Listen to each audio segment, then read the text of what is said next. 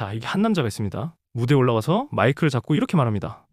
우리는 부동산 회사가 아닙니다. 우리는 세상의 의식을 높이는 기업입니다.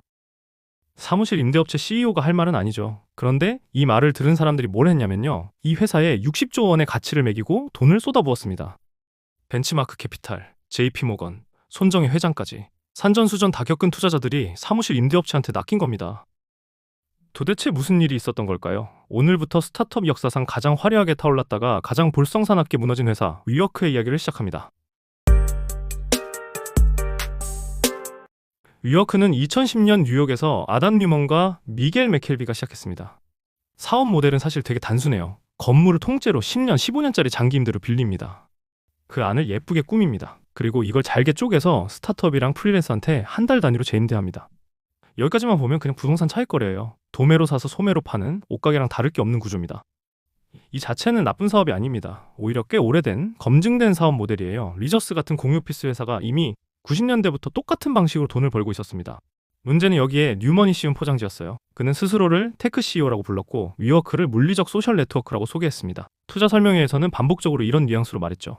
우리가 파는 건 책상과 의자가 아니라 커뮤니티고 에너지고 의식의 확장이다. 그리고 놀랍게도 이 얘기가 먹혔습니다. 왜 먹혔는지 아세요? 여기엔 아주 냉정한 이유가 하나 있습니다. 바로 밸류에이션 배수의 차이입니다.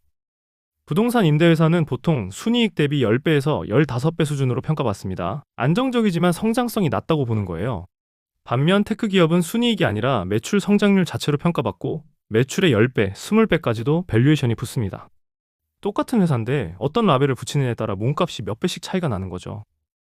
뉴먼은 바로 이 차이를 정확히 알고 있었고 위워크를 부동산 회사가 아니라 테크 기업으로 포지셔닝하는데 전력을 다했습니다. 이건 단순한 허세가 아니라 아주 계산된 전략이었던 겁니다. 2019년 IPO 직전 기준 위워크의 기업 가치는 470억 달러, 원화로 약 60조 원까지 치솟았습니다. 이건 당시 국내 대기업 몇 개를 합친 것보다 큰 숫자입니다. 소프트뱅크의 손정혜 회장이 위워크 사무실을 딱 12분 둘러보고 투자를 결정했다는 이야기, 업계에 워낙 유명하게 돌지만 정확한 사실 확인이 어려운 일화라는 점은 짚고 갈게요. 다만 확실한 건 소프트뱅크가 비전 펀드를 통해 위워크에 100억 달러가 넘는 돈을 실제로 쏟아부었다는 겁니다.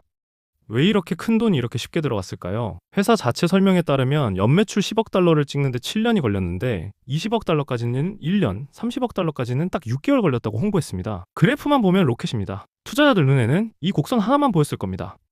문제는 매출이 뛰는 만큼 적자도 똑같은 기울기로 뛰고 있었다는 걸 이 시점 투자자 대부분이 크게 신경 안 썼다는 겁니다. 매출 곡선은 화려하게 보여주면서 손실 곡선은 상대적으로 덜 강조하는 방식. 이게 뒤에서 계속 반복되는 위워크의 패턴입니다. 이 부분은 3화에서 실제 공시 숫자로 제대로 파헤칩니다.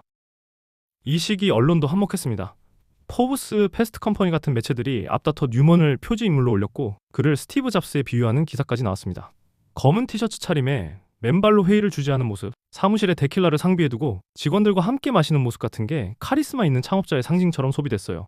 지금 와서 보면 이상한 광경인데 당시엔 이게 오히려 매력 포인트로 받아들여졌습니다. 미디어가 만든 이미지와 실제 회사 상태 사이의 거리는 이때부터 이미 벌어지고 있었던 거죠.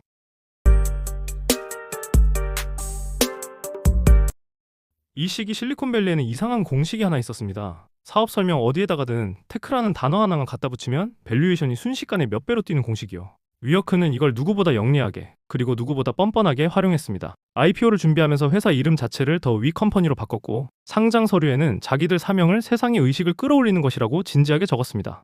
부동산 임대계약서에 도장 찍는 회사가 투자 설명서에는 인류의 의식 얘기를 하고 있었던 겁니다. 뉴먼은 여기서 그치지 않고 회사를 상징하는 숫자로 W라는 알파벳 자체에 의미를 부여하기도 했습니다. 우리라는 뜻의 위, 일이라는 뜻의 워크, 이 모든 게 하나의 철학이라는 식으로요.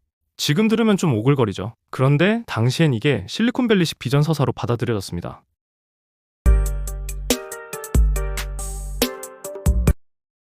여기서 하나 더 짚고 갈 부분이 있습니다. 왜 이렇게 많은 투자자들이 동시에 의심 없이 뛰어들었을까요? 2010년대 후반 벤처 캐피탈 업계에는 일종의 포모, 그러니까 나만 놓치면 안 된다는 심리가 강하게 작동하고 있었습니다.